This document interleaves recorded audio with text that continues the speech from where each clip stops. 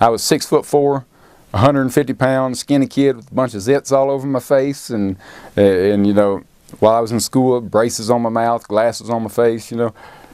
My parents didn't hand you the new Corvette and say go, you know. So, you know, I didn't fall into that group.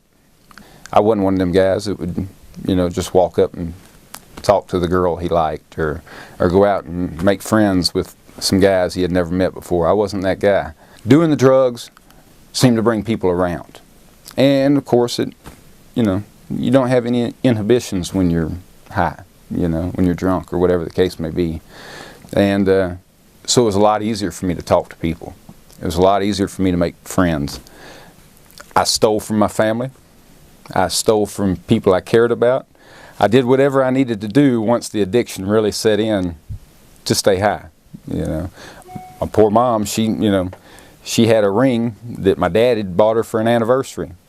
And I went and stole that ring and went and traded it for just a couple $100 of cocaine at the time. I was going to go all out until I killed myself or went to prison.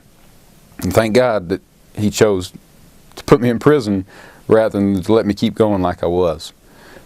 And I went into my cell that night and I stood there and I just cried out to God and I said, hey, I've made such a mess, but from here on, I want to do what you want me to do. And, you know, they said, we're praying that you get home real soon, Luke. And I said, don't pray that. Don't pray that I come home real soon. Because if I come home real soon, I'm going to mess up again real big. So just let me, you know, wait on him in his time. But finally, I knew what I had to do, and it was 192 months. You know, it's a relief on one hand, and on the other hand, I was barely 26 years old at the time, and I was thinking, man, I'm going to be pushing 40 when I get out of this place. So, you know, I kept thinking, that's all right, God. I don't understand it, but if that's what you need, that's fine. The chaplains there were just outstanding men of God.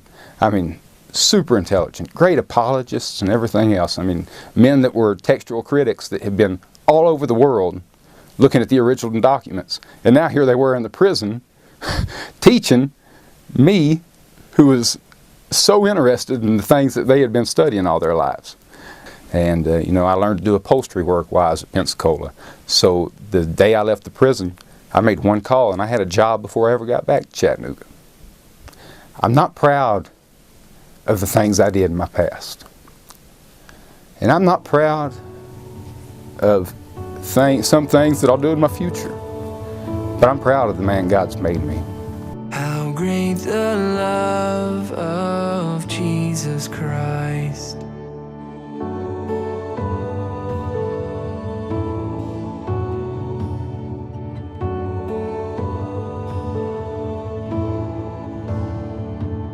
Upon the cross of Calvary, the blood was shed that pardons me.